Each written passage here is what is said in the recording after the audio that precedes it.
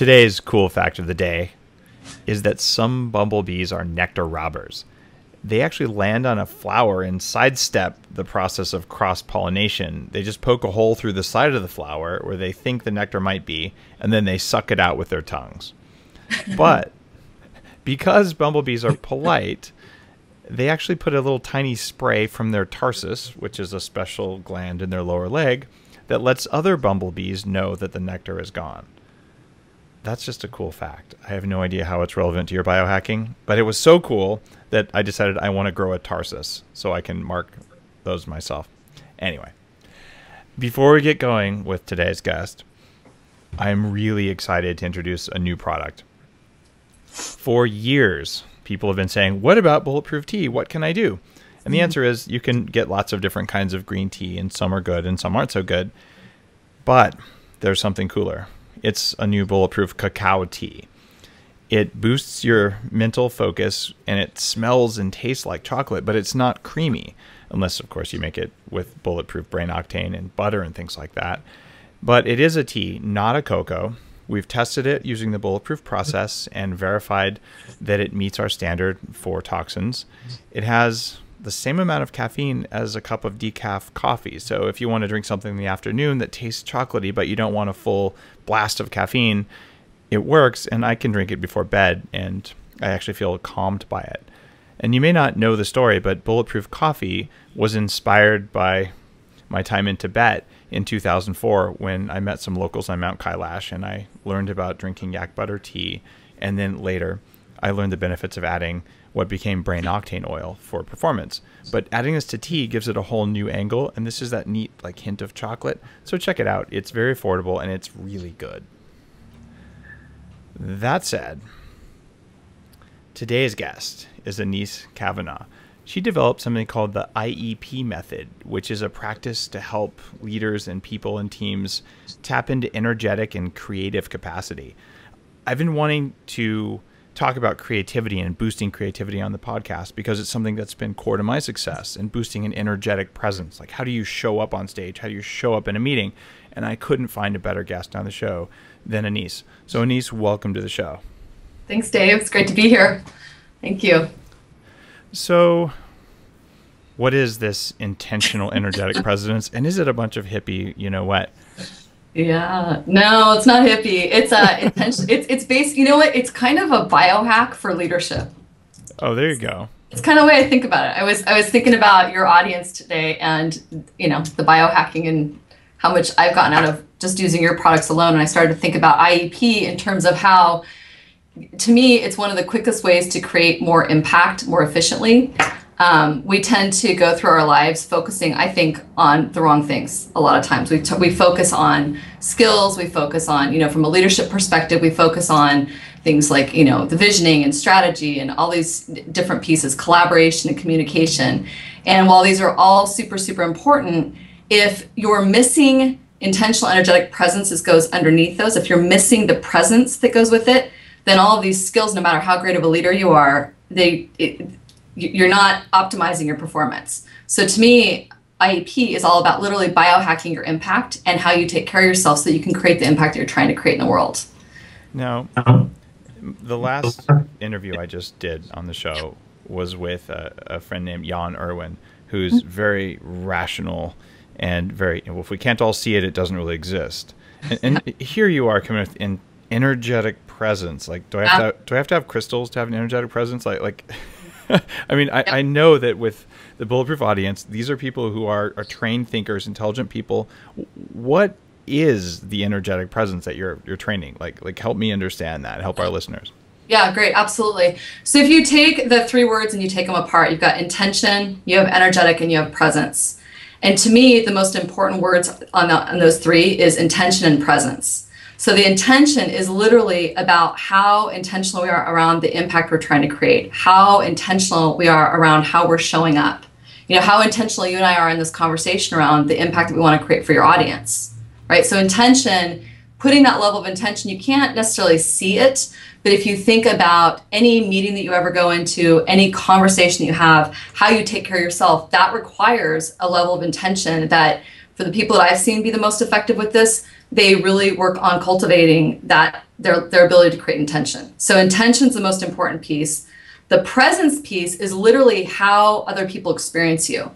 So I'm sure that anybody in this audience can relate to knowing people in their lives that might be amazing performers, excellent leaders, great designers, whatever. They might be fantastic at it, but their presence, it actually leaves people feeling worse than when they first came in contact with them. Or they leave, one of the words I hear a lot is leaving dead bodies behind. So the way that they show up, they might be phenomenal in their organization, but the way that they show up, it leaves people feeling bad. And so there's that whole, Maya Angelou said, they might not remember what you said, they might not remember what you did, but they will always remember how you made them feel. And to me, presence has a huge impact on how you make other people feel. So if you look at intention and what you want to create, and you look at presence as how you're actually showing up to create that impact, then those two things, those to me get a little bit more tangible. Okay, so the first step is you're working with people on creating their intention. How do they want to show up? Mm-hmm. And then how do they sort of create their energy for that? And then how do they actually show up? Yeah, how do they want to show up in terms of what are the outcomes? I mean, there's 5 different levels that I look at intention at. And the first one is literally as simple as what are the outcomes I want to create out of this meeting or out of this conversation, right?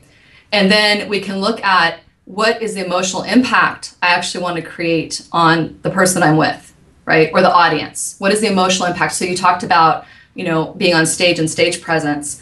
To me, it's super important before you even go out on that stage that you're thinking about how am I going to show up in order to create an emotional impact in the audience.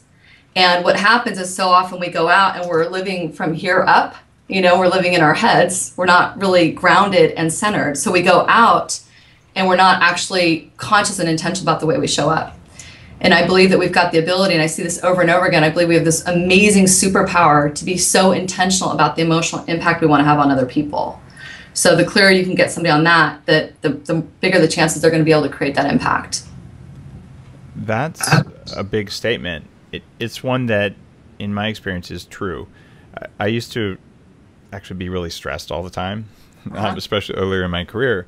And when you're in a meeting and you're super stressed, it doesn't matter if you're pantomiming the activities that are appropriate for the meeting. People know that you're stressed. They know that you're not paying attention. They know whatever it is that you're doing, no matter how much you want to hide it or how stressed you are about that, it doesn't change anything.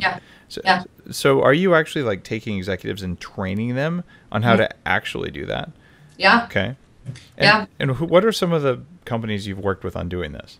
I do a lot of work with companies like IDEO, the design firm, Cooper. I've done work with people in IBM, Citicorp. I've got executives that hire me privately all the time. I just had a company come out. They flew their 2 founders out from Washington, D.C. to come in and work with me for 2 days to really help them get more grounded in their intentional energetic presence, how they're showing up, and how that was having an impact on the culture. So yeah, there's many ways. So those are some really big companies who are somehow, even though this is a quote soft skill versus hard science. Yeah. Is there a way to quantify this? I believe so. Here's what normally happens. So I usually get the phone call that says, Anise, we need help with, our team's not getting along, or our collaboration, we're having a hard time collaborating, we need help with communication. I get a lot of requests for having difficult conversations and giving feedback. And so what companies will usually say, or what executives will usually say is, I need help with learning these skills. Can you help me learn these skills? And what I found, Dave, is that I can go in to a company and I can teach them this beautiful feedback model, and I can do all this great work with them around having difficult conversations and whatnot. But if their intentional energetic presence, if their IEP is crappy underneath that, it doesn't matter how good that training is. It's like they're almost fake doing it. People can feel it. People can feel if I say something to you and my energy is off and I'm not being authentic and grounded, and my intention for you is not great, you're going to feel that. So from a leadership standpoint, it's going to be much more difficult for you to receive me and to actually learn from whatever I'm trying to work with you on. It makes great sense. Yeah. So I noticed that when I started doing heart rate variability training years ago, Yeah. that it made a huge difference when I went on stage. Like people would pick up that I was calm. And I remember I gave this talk about cloud computing, which is, the world's most exciting topic, clearly. And, people are yawning. It's a typical business conference, tan dockers and whatever. But afterwards, one of the people in the audience came up afterwards and they said, "Thank you so much for your talk." And I said, "Oh, you're welcome. Are you interested in cloud computing? Can I get a lead?" The thing we do at trade shows. And she said, "No, I just wanted to say thank you for being so nice." Which was really weird because I wasn't trying to do nice, but I'd done the HRV before I went on stage. And I was projecting that. And I realized I was kind of intentionally projecting calmness while I talked about, a boring topic. And somehow she'd picked it up and was like, I really enjoyed that. And I got unusually good feedback on that. And I always do heart rate variability before I go out on stage and before we did this show. Like it just takes a minute. Is that a technique you use, or like what's the secret juice for turning on presence and, showing integrity when you actually have it?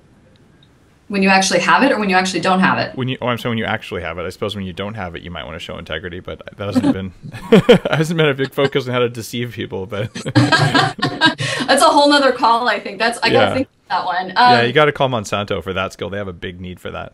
Oh, there you go. Okay, so actually, honestly, I don't do the heart rate variability. I really probably should learn more about it because I'm curious. Now you got me a little bit more curious about that. For me, the way that we've been using, or the way I've been doing it is, I started doing this work with athletes years ago. And what I found, my career has evolved from working with athletes to going and working in corporate America to doing health and productivity to it's just been this evolution. And what I have found is that the number one thing before you go out on stage, before you go into that meeting, before you do anything, is if you can stop and get present and actually just be in your body. As cliche as that sounds, to really be in your body in this present moment and to notice what's happening for you. What are you believing? Before you go out on that stage, what are you believing? What are the thoughts that you're having about the audience? Are they scary? Do you want to contribute to them? Whatever your thoughts are, if you can get present to how you're feeling about that audience and you can get present to your breath and your physical body, then all of a sudden that presence is the first step to be able to go step out and to show up a little bit more powerfully. You add intention into that, Dave, and to me it's, you're unstoppable once you've got the intention piece. How do you, okay, so if people are doing yoga, okay, maybe you're gonna get into this. People used to say these words to me. I'm in my late 20s, and I'm like, get into my body. I'm like, where else am I? I'm in my body. What are you talking about, you crack smoker? Okay, maybe I was a little angry, right? Right. But it took me 3 days of focused work at like a personal development thing before I was like, oh my God, there is like some weird feeling in there. Like, wonder what that one is. Like, I was that disconnected from what was actually going on in my body. And it was totally making people like not react well to me in ways that I wasn't conscious of.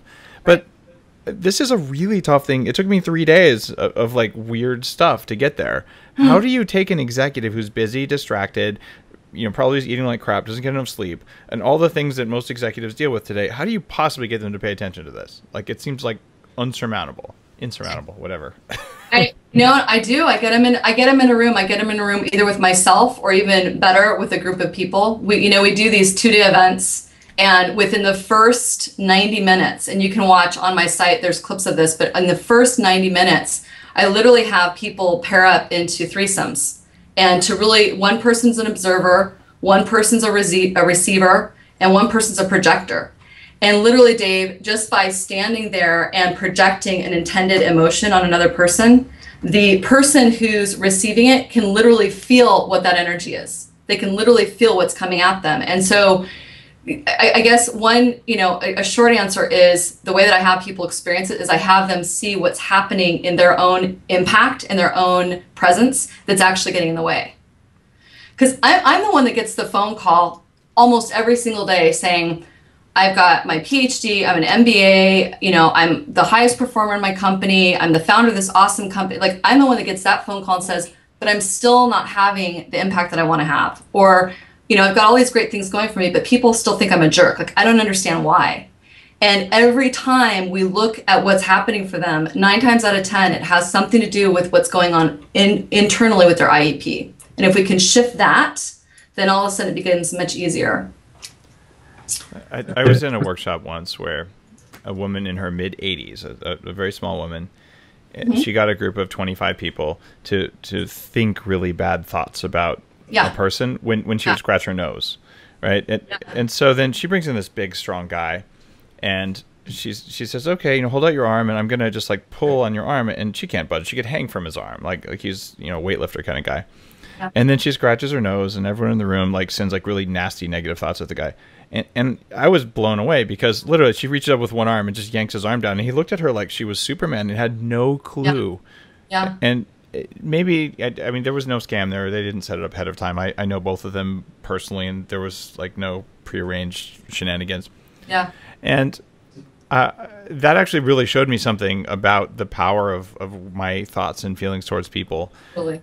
And I mean, you're getting people in 90 minutes to acknowledge and understand that like what they're thinking and feeling are very important because they do affect other people. Yep, absolutely. And that's a pretty powerful thing to do in a short period of time, especially for executives.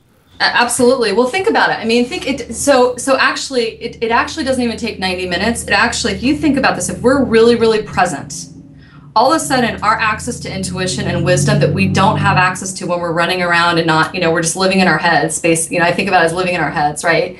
If we're really, really present, all of a sudden my presence with you, I'm going to be much better able to pick up on what's happening over there, right? With you. So the minute you get people into a space that is contained where they can actually start to notice how they're showing up, literally everything down to what I think of as the default face. The default face is that facial expression we make when we think nobody else is looking, and we've all been in this room, right? We've all been in that meeting, all of us, the guy's going like this and just, and maybe even some of your listeners, as they're listening to energy, they're like, oh my gosh, why is she talking about energy? They could go, psh, whatever. Well, that has an impact, right? So that we have the ability to have an intentional presence and to really pay attention to how we're showing up that either sets people up around us for a better experience or it, takes away from their experience. Yeah. People have asked me how the Bulletproof Executive has grown, the blog and the podcast and all. The principles you talk about, showing up with a positive intention, I say it, but my actual intention is I want to help a lot of people. That's my core motivation. I don't want to, make a ton of money, although I would like to make a living for my family. That's important to me. But that's not my primary goal. I'm assuming that's going to happen. I sure hope. But if I helped a lot of people and I had, to go back to Silicon Valley to get a job, okay. I'm still going to help a lot of people. Yeah. And so I know that that's my intent that I set consciously. It's great. There may be things. What else should I do to show up more energetically in what I'm doing? Do you have like give me a little coaching session? What a great time to do it. So actually, if you look and anybody that's listening to this can look on my site and it actually shows the full model. But what's your URL just so they can have it? URL. The best one to go to would be iepmethod.com. And they can also go through anesecavanaugh.com. But they can download literally a quick start module that has the core pieces of IEP. It actually has the things to pay attention to, and it also has, I think it's got like 7 different things you can do immediately to start rebooting your presence. So they're welcome to that. For you, so if you think about the model, in the center of the model is this thing called what I think of as the essential you, which is basically what you just talked about. It's your purpose, your why. It's you, Dave, being fully who you are, grounded in who you are. You're you, right? So there's you, and also having self-awareness. They've done a lot of stuff we're talking about. There have been studies done, around Daniel Goleman's emotional intelligence and self-awareness and self-management and the ability, like how important that is to leadership impact. The essential you to me is where that self-awareness lives. Okay, so essential you, all about what you value, what you know about yourself, and you staying in your space. Then the next level of it goes up to what I think of as energetic presence, not to freak everybody out, but it is energetic presence. And that's literally looking at how you take great care of yourself, the environment you surround yourself in. So how you take great care of yourself, that actually is what attracted me to Bulletproof Executive in the first place. Because I, got turned on to you guys about a year ago, and I was so excited because I just started sending people in my IEP courses to Bulletproof in terms of, you got to take better care of yourself. Like that is a foundational piece. If you're working with me, if you're doing this work, you have to take amazing care of yourself. So thank you for that. Oh, you're so welcome. In your experience, what is the reason that you have to take good care of yourself? What do people get out of that? What Yeah. There's several things. One is, the confidence is one of the obvious things, but more importantly to me is I notice when people are eating a lot of junk and they've got a lot of brain fog and they're eating gluten and they're eating all this crap and they're not taking care of themselves, they can't stay present. Yes. That's it. You can't stay present if you're chalked up with a bunch of crap. So for me, I was sending people to paleo. And of course, I'm not a nutritionist, I'm not a doctor, you have to do what's best for you. But at the same time, I found that paleo and then Bulletproof Executive, that was the thing that if I could get people to start following you guys, then it would take care of the nutritional component. And then obviously a lot of other things. So that's what got me, that's what introduced me to you guys and why I got so excited to talk to you when you guys asked. So it was about having the energy to be present, basically eating right. That's been my experience. I don't know how to do what I do if I was eating gluten or margarine or like soy and all that other stuff. Like it makes me weak.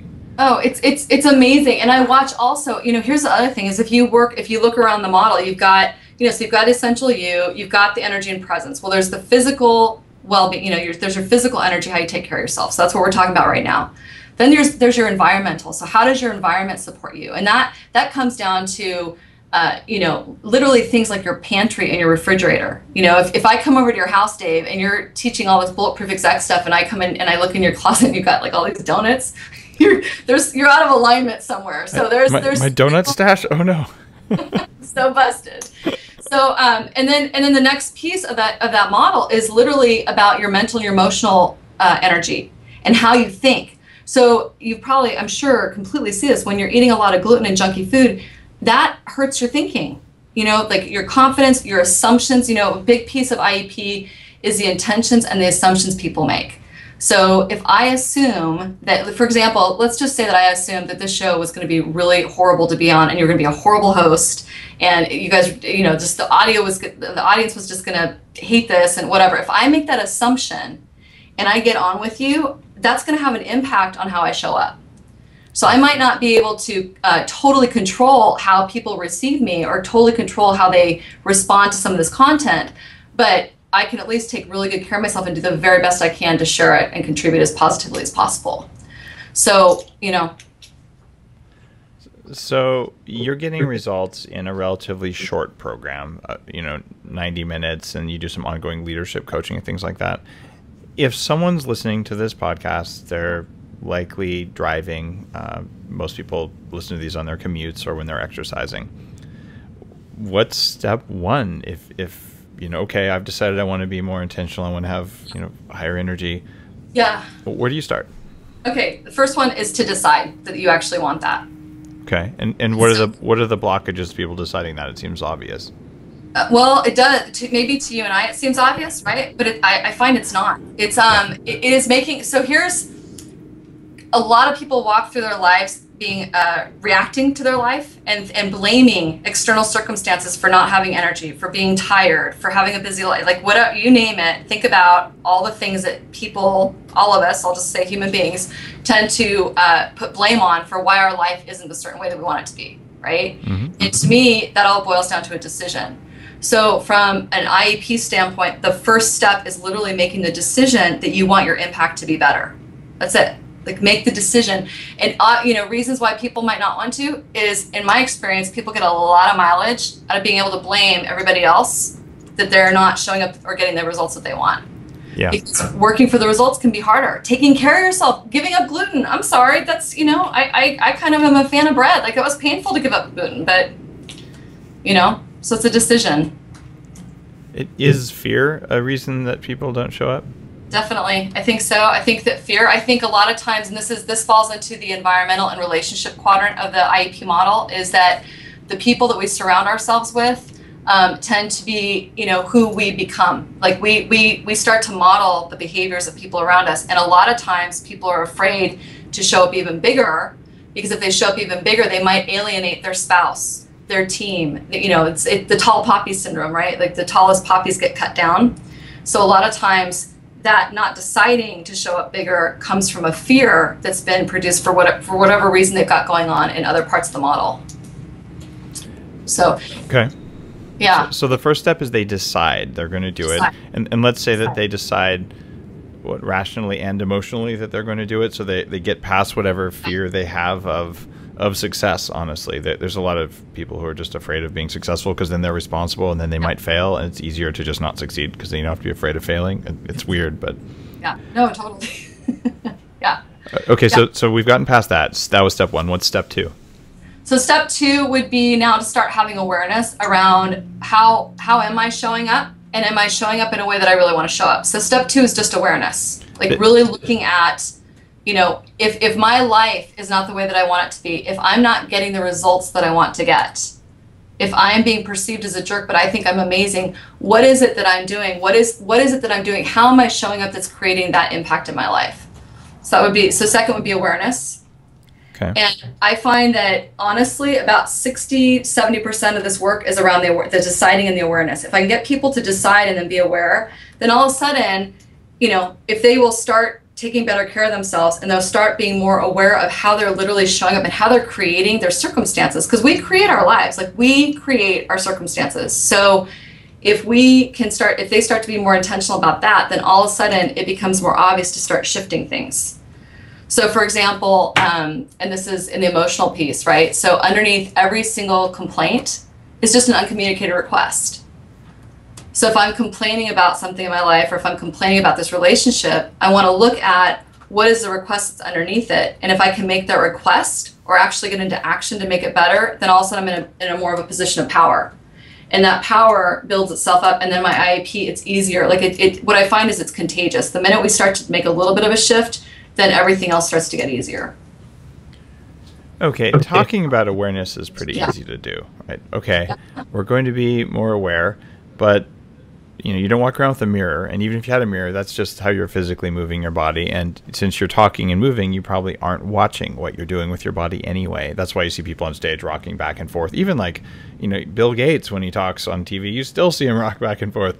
And I'm sure someone's told him that before, right? He knows it, but he doesn't know it at the time. Yeah. So awareness it's a nice concept, but like, how do you make awareness real? Yeah. For a long time I had, for a long time, I'm just thinking for myself, for a long time I had this thing that I would do where I would throw little filler words in, and I would pick filler words, so I experienced a lot of people have filler words. And do you have filler words? Do you mean like Like or like, or et cetera, or nope. No. Okay. I don't believe I do. I've taken them out very consciously over the past 15 years of public speaking. Yeah. But it was a process to do it. Yes. Well, that's the awareness right there. So the minute I have awareness that I am using a filler word, then all of a sudden my consciousness, I'm going to start sorting for that. So I'm going to be a little bit more intentional about it every time. So literally I might, before I go in to speak, I might say, okay, I am going to focus on speaking clearly and articulating and connecting with whoever I'm speaking with. I personally have found it not as effective to say, I'm not going to say, It doesn't work. It makes you say it more. It makes me say it more, right? So the awareness piece, the minute you have awareness, now you've got something that you can start to put your intention on, but you put it in the intent, you put it in the positive. So if my posture has been really bad, think about if you have really bad posture, you want to look at, instead of saying, okay, I don't want to have bad posture anymore, how do I want to show up on stage? And so there's a 5-step reboot that I do with people, which is the first step on presence is just noticing what your presence actually is. Literally gauging, okay, how am I feeling right now? Emotionally, physically, how am I showing up? Am I a contribution to the room just by the energy that I'm putting into it, or am I detracting away from it? Right? Does that make sense? It makes sense to me because I've trained my awareness, and I've had a very hard time communicating to people, other than if I'm like working with a coaching client on public speaking, where it comes down to almost everything that I teach them is grounding. There's guys who can teach stage technique better than me. Right. Raise your arm higher and all that, and those guys are amazing. But most people are too flighty. Even the professionals, they just can't be present until they learn how to be present. So I'm really intrigued by your work because you're making it part of what you're doing, and you're dealing with some of these very mushy, soft things that half the world doesn't even know exist. But those are the key to being a good presenter. It is, and here's the thing: is we're talking a lot about presenting, and the presenting piece is really important, obviously. But I want to make sure this is about just your life. This is literally about how we show up from a present standpoint in the rest of our lives, and how we, going into that simple feedback conversation or that conversation with your child, or with your spouse, literally thinking about getting really present about my intention for my child and how I'm showing up energetically with them before I go in and have that conversation. That helps me. That's a superpower. That helps me actually be that much more effective with my kid. And he's going to experience me much more connected and grounded as his mother. You know what I mean? It's like, so it's not just stage presence. It's literally your presence in every single thing that you do. And the other piece is just that, we talked about this is happening in 90 seconds. People can see this. People can see bits of this in 45 seconds. When we get into a room, when we really start looking at, you see this immediately. I want to be really clear with everybody that this is a practice. This is not something that you learn and you're done with it. You learn it, you have awareness around it, and then you make a commitment to keep making your IEP a little bit stronger every day. So whether that's working in the first and the second quadrant around the thoughts that you're thinking and how nice you're being to yourself, or the food that you're eating, or if it's in the third and fourth quadrant, which is literally around how you show up in, on the stage, in your relationships and whatever. It's literally making it into a practice, like a yoga practice almost.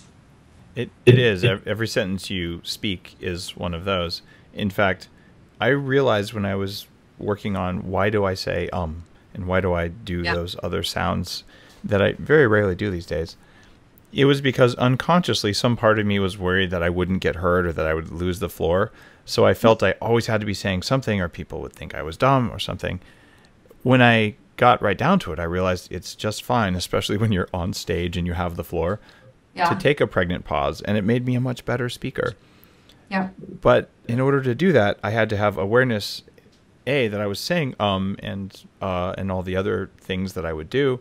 And B, I had to understand that if I didn't do those things, I'd still be safe. And I'm the bulletproof executive. How could I not be safe, et cetera, et cetera? But this isn't rational. None of the stuff we're dealing with here is on the cognitive brain level. It's all energetic, like primal brain kind of stuff. Yeah, it is. It is. And what's funny about that is you taking those pauses actually makes you that much more powerful. What you're talking about is looking at the beliefs that you're holding underneath whatever's happening. What's the belief that has you saying, what's the belief that has you, going really quick? So if you look at that and that, if you think about, I'm just thinking about going through the different components of where I have people work, essentially you is just you being grounded in the first place, just you, right? The energetic, the other pieces, the food, that is going to make sense to everybody listening to this, the food piece, the environment. That's one that really surprises people a lot because they don't realize how much their environment is actually impacting their life. Yep.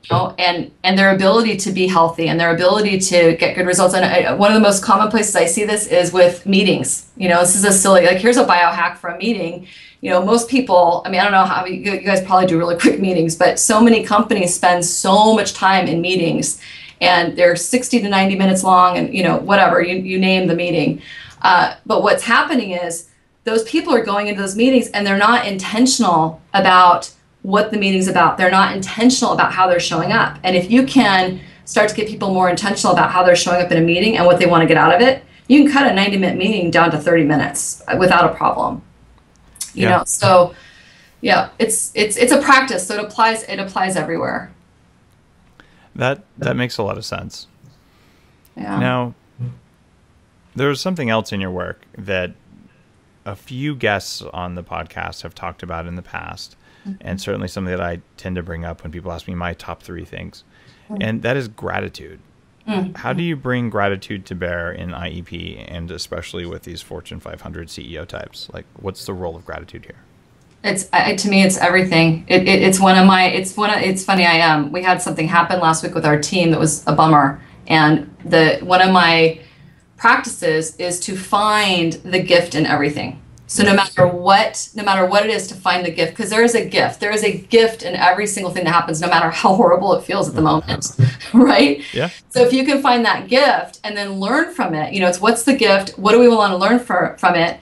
And now to express gratitude for that gift actually happening, because that's going to I always believe it's going to serve the work in some way. It's going to teach us something for the future, whatever. So gratitude to me from a company standpoint, if I can get, I always think of it as it starts with the individual, then it goes to the team, then it goes to the entire organization, right? And the culture that they're creating. And if I can get every individual to just start thinking about what they're grateful for, whether it's toothpaste or great coffee or, that they have a roof over their head, we can find things to be grateful for no matter what. I've only met one person in my life who said that he had nothing to be grateful for. And he hadn't decided to be grateful. He literally he had decided to not be grateful. And that was a bummer. I met a woman like that once in a sweat lodge of all places. Mm-hmm. And she was sitting there just talking about how she'd hit rock bottom and her life was so bad, and it just didn't stop and finally at the end of it I looked at her and I said, well, I noticed you still have both of your legs. And she said, what do you mean? I said, well, I don't think you've hit rock bottom yet, right? Yeah. She didn't like that very much, but she did get the point, which was that there are always things to be grateful for. There are. I mean, even being grateful for being ungrateful, that's an interesting place to I mean, really, that's, it's you want to meet people where they're at. It's, you say, how do I get executives and these people to kind of start working with this? You have to meet them where they're at. So if they're in a place of being, ungrateful and they're stuck there and they want to be that way, then that's actually really something to be grateful for, because you know what? You're making a decision to stay there and you've got a lot of power. Yeah. So there's something to be grateful for. They could have decided to kill themselves, and they can be grateful they didn't. Yeah, who knows, right? So, so I agree. So gratitude, I would say, would be, one of my top. That's to me, that's essential. Do you write it down every day? What's your personal gratitude practice? I don't write it down. It's so ingrained in me that I just, throughout the day, I'm just, oh, thank you. Before we got on this call, oh, thanks. I'm so glad this worked with Dave finally, because we've had fun getting this together. So it's just part of my everyday. The kids and I, I've got 2 kids, and when we, at the beginning of the day, we'll set intentions. What do you want to create today? How do you want your day to be? My daughter the other day, she goes, I'm in a bad mood. I'm just gonna have a bad day. And I said, cool, you've decided. Awesome. We're gonna have a bad day. That's your decision, And so acknowledging that they're making a decision and that they're setting intentions, we'll do it in the morning, and then at the end of the day, I'll just say, what's one thing, what's the greatest thing that happened for you today that you feel really grateful for, and it can be huge or it can be tiny, it can be anything. The idea of intentions with kids. How old is your daughter? She's a teenager. 8. She's 8. Yeah, my son's 13. Okay, we do that. My daughter's 6, my son's 4, and before bed we do gratitude. 3 things that happened today that you like, that you're thankful for, and it's really funny to watch them go through it and then change their mind. No, I like this more than this. but I think it's a really healthy thing, and it's something that I need to work on doing that every single night. Some nights it's late and we just don't, but it's such a powerful practice in kids. It's cool that you've done something similar. It is really powerful. It's yeah, my kids get into this stuff. They even, it's funny, they even get into the intention piece. They get the intention piece. My daughter, especially, she's 8, so she's a little bit more resistant to the intention piece sometimes. She goes, Mom, I'm not deciding I'm gonna have a bad day. If I said I'm just in a bad mood, I'm gonna have a bad day. That's not an intention. Yeah, it is. It's an intention, sweetie. So, but yeah, the gratitude piece, that I just think that makes things easier. Yeah, if you have gratitude, in my practice anyway, it is the gateway to forgiveness. So if you don't want to hold a grudge and continue being mad at someone when they don't even know you're doing it, and really wasting your own energy on someone like that, yeah, I've found that I'm unlikely to let go of something if I'm not in a position to find some piece of gratitude, even if it's a stupid gratitude, where you're like, really, I'm thankful I'm not going to walk into that wall again. Okay. Yeah, right. Absolutely. And you're reminding me of one of my favorite tools, so to speak, is the idea around deciding in relationships. So, one of my favorite stories was I had two clients they were partners in a company, and they had just a contentious relationship for years, and people knew about it. They knew to kind of avoid it. And, you can imagine the story that goes with that. But I worked with one of them really intensively. And one day I said, this to me, no matter how wrong he is or how bad he is, this to me boils down to a decision for you. Do you want to have a good relationship with him or not? So she literally, Dave, she made a decision. She said, you know what? I'm tired. Like, the person that was draining the energy from was her. They're both having energy drain, but because she was so attached to him, him being wrong and her being right and all these different pieces, that was actually having more of a negative impact on her. So she said, I am deciding to have a good relationship with him. And what was amazing is she could have gone to him and said, hey, look, we have a bad relationship. I want to have a great relationship. That would have been a perfectly great way to handle that.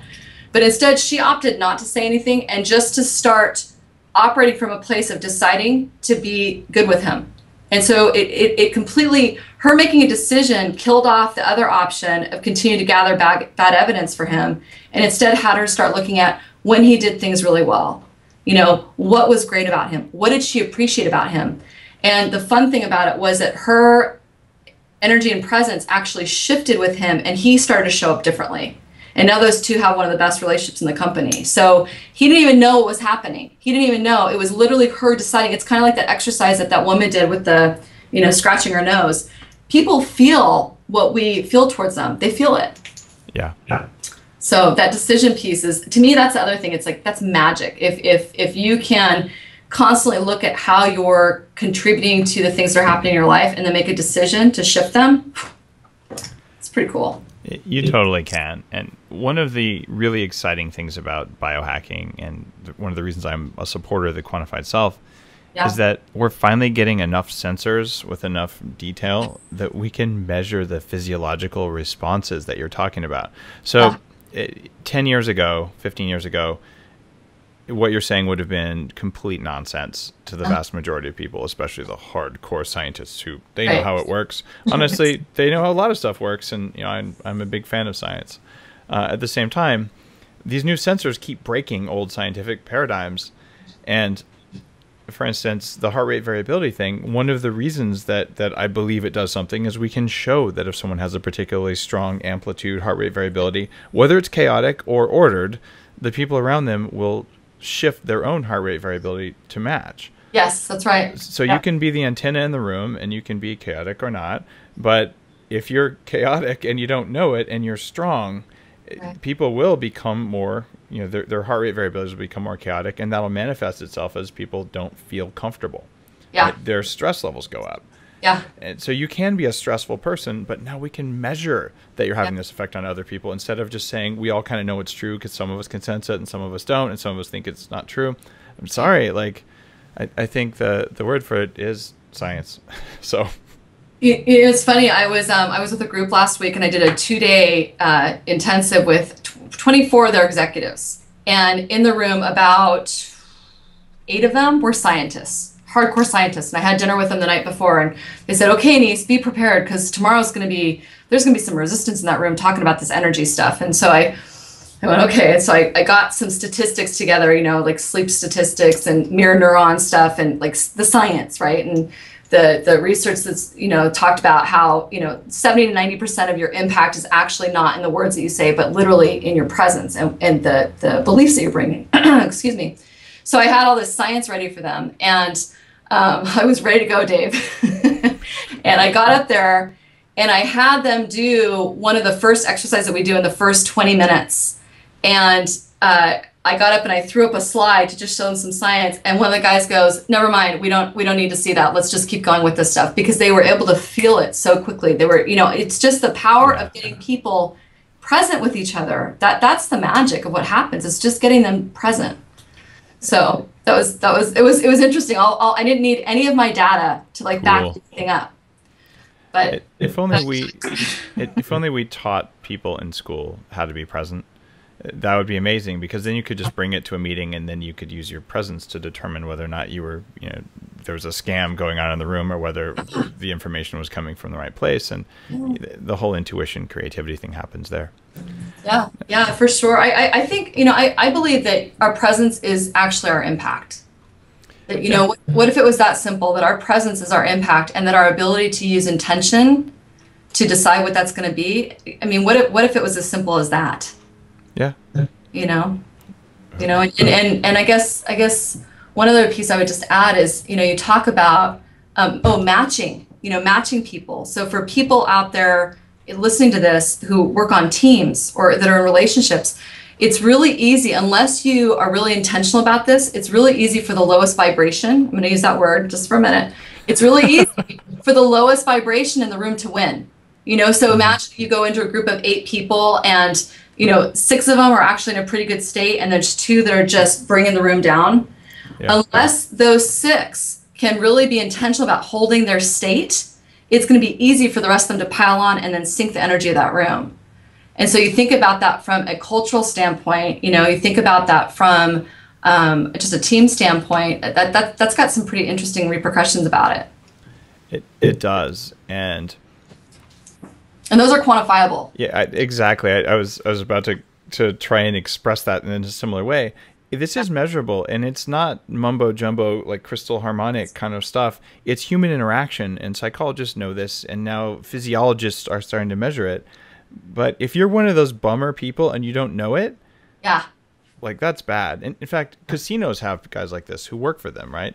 Who will come to a table, everyone's winning, and then they're just like the bummer person. They start playing, and everyone around them's like, "Oh my god, this!" Like they have professional bummers. I don't know what they call them, but I did not know that. That's horrible. Yeah, it's true. And and here's the other thing is, with the exception of the professional bummers. It's my experience that most people don't want to be that bummer person. No. I mean, some people get a ton of mileage out of it, and it's the woe is me, and they really like to be there, and they're there, and they want to be there. But in my experience, most people don't want to be that person, and so it's literally shining a little bit of a light on it, going, "Hey, look at this. Do you realize the impact that you're actually having? Do you realize how you're contributing to how hard your life is, and how busy you are, and how much people don't want to hang out with you? Like, you're contributing to that." And the minute they can start to see that, you've opened up, hopefully, a little bit of a window for them to go, okay, wait a second, I've got the ability to start shifting this. And that's the window. It's so cool that we can talk about that, because it's hard to find people who will talk about this who aren't, wearing tie-dye and, with dreadlocks. Not that I don't have lots of friends who wear tie-dye and dreadlocks. I do. But it's hard for people who aren't in that sphere to connect with these ideas and to understand that they're based on science, and that very successful people, pro athletes and CEOs, that they use these techniques every single day. And that's why I thought it'd be really cool to have you on the show to talk about that. And speaking of talking about things, yes, we're near the end of the show, and I always ask people for their 3 biggest recommendations to help people perform better. Given that's your business, this might be an easy kind of softball question for you, but not just from your business, your whole life. What are they? The 3 most important pieces of advice? Yeah. Oh, 3 most important pieces. We didn't even get to talk about mandating self-care. That's true. I was like, can we mandate can that be an important piece? No. Oh, that's right. We could talk about that for a minute. Let's talk about mandating self-care and then the top 3. Okay. You want the top 3 first, or you want mandating self-care? No, let's talk about whether executives should mandate self-care for their people. That's a great question. We were going to talk about it. I forgot. It is. Well, there's so much, Dave. There's a million things we could talk about. But yeah, you and I started talking about I asked you at the beginning if you mandated that everybody on your team was bulletproof, and what was your answer? No, I don't. It always drives me nuts when I take all of the people, and we're still a really small company, but there's people who are, mid-20s, starting out in their career, and I'm doing my best to help support their growth, but they're nervous, like, oh my goodness, what should I eat? Dave's going to say, and honestly, I don't care what you eat. I care how you perform. And if you can eat, chicken wings and wash them down with beer, and you can kick ass all day long and stay present and focused, you're, number 1, you're stronger than I am. Number 2, more power to you. But if those habits show up in how you interact with others, or how you perform the things that you agreed to do, then we're going to have a conversation. And I'm not going to tell you don't eat chicken wings and drink beer. I'm going to tell you you're not performing well and what are the potential causes. Yeah. And that's my thoughts towards it. And I also give them brain octane oil. I give them Bulletproof Coffee. I give them the beans. Like, here's some things to help you feel good and perform well, and you don't have to use them, but they're there for you. Yeah. Right? No, I think that's so great. I know I'm completely in agreement with you. I went through this thing for a while. I'm actually working on an article right now, and I don't know the exact title of it, but it's basically, can you mandate self-care in your organization, especially if you're covering, their healthcare benefits, and for my people, I pay for their gym memberships, like the different pieces, right? And legally, you cannot mandate, from an HR perspective, you can't mandate that somebody takes care of themselves.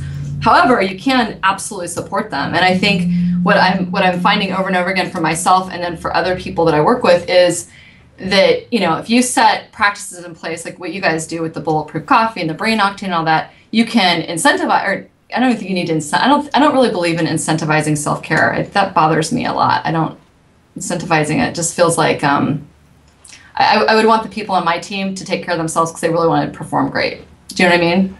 So support it. I think you can support it, but I don't think you can mandate it. You can make it easy. Like, another example, we have a new product that's coming out in about 3 months, and it's, other than Bulletproof Coffee, it's the biggest performance boost I've ever found, and it blows away so many things that I've taken it as a supplement.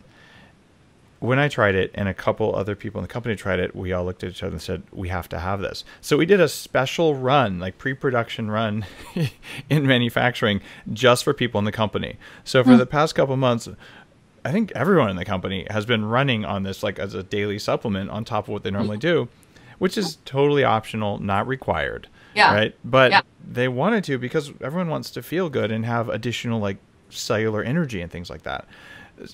And the other thing I do is, when it's within reason, I bring some of the employees through 40 Years of Zen, the training that I've done on myself. Yeah. It's really expensive, and I don't get it for free. I pay for it like everyone else. And I do that because it's not mandated, it's offered, and it's optional, and there's no penalty for not going. But what if you can upgrade someone's IQ by 12 points? And what if they get to do it? I'm pretty sure that they'll benefit, and I'm pretty sure that the mission of the Bulletproof Executive will also be moved forward, and so we'll help even more people. It's a win, but it's not mandated.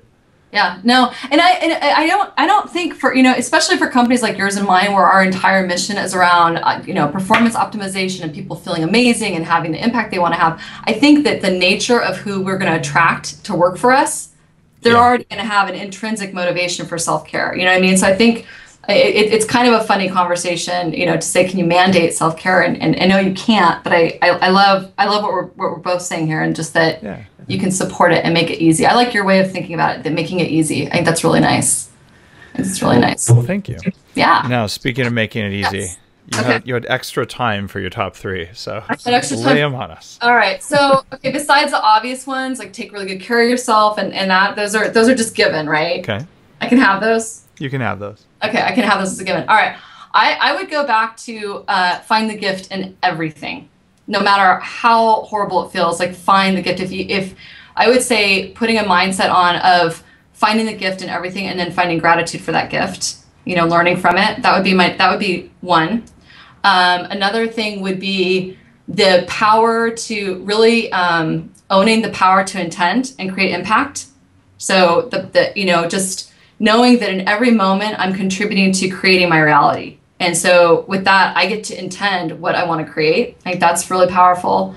And then I think another one would be being kind. It's so soft, but it's true. I think being nice is free, and holding a positive intention for other people. That's what it is. Holding a positive intention for other people, and knowing that we have the ability to literally make other people do better just by the way that we hold them. And so that goes with being kind. That woman said to you, "Thanks for being kind on stage." It's free to be kind. So yeah, hold a positive intent and be kind. Intend your impact. And gratitude was the other one. Yeah. And like, I try and squeeze them together. I'm trying to I'm cheating. I'm cheating on this show. You're biohacking. There's nothing wrong with cheating as long as you tell people what you did so they can learn from it and they can cheat too the next time and we can all save time. I put my things to do in slashes. I add. I would get about 9 more in there if I could. Nice. I love it. Yeah. Anese Cavanaugh, where can people find out more info about you? Give us your contact info. Sure. They can go to anisecavanaugh.com, and they can also go to iepmethod.com if they want more specifically on IEP. Anese Cavanaugh is kind of our home site, which has got like a ton of stuff on it, and then IEP is specifically about the method. There's videos, there's pictures, there's the toolkit they're welcome to. We're doing an event in May this year. We're doing another event, so they're welcome to come out for that. And yeah, also there's all sorts of stuff on there. Wonderful. Thanks again for coming out on the show. It's been a pleasure. For everyone listening, please do us the favor of heading over to iTunes and telling people that you like the show if this has been valuable for you. That helps other people find it. And thank you, and since we're talking about gratitude, for making us the #1 ranked health podcast on iTunes, at least most of the time, because, hey, it varies on a week-by-week basis. But still, I appreciate it. And finally, if you would please go to bulletproofdietbook.com and enter your email address, I would appreciate it, because I can show that list to publishers. I'm working on the Bulletproof Diet book, and I can say, look, here's people who care about the book. And if you'll do that, I'll send you the first chapter as soon as it's done, and I'll send you the new, very nice Bulletproof Diet infographic for no cost. So bulletproofdietbook.com and click, this is a really cool podcast on iTunes. Thank you all. See you soon. And Anese, thank you. Thanks, Dave. Thank you. Yeah, the Rudolph the Red-Nosed announcer. Have you seen the things? They're actually designed to put in your nose. Mm-hmm. So yeah, I've been playing around with that as well. Is this? It's good at parties too. So it just clips around your nose. So yeah, this is why you should get the YouTube or the iTunes video version. But you stick it in your nose, and I mean, it is so sexy. Like the women at parties, they just go for it. And if you like just made up stuff that you pull from the Pleiades or something, our stuff is probably pretty out there in comparison to that. From the Pleiades, I love it. And by the way, I could have said Uranus, but you know, the Pleiades. Welcome to the show. What a great opening.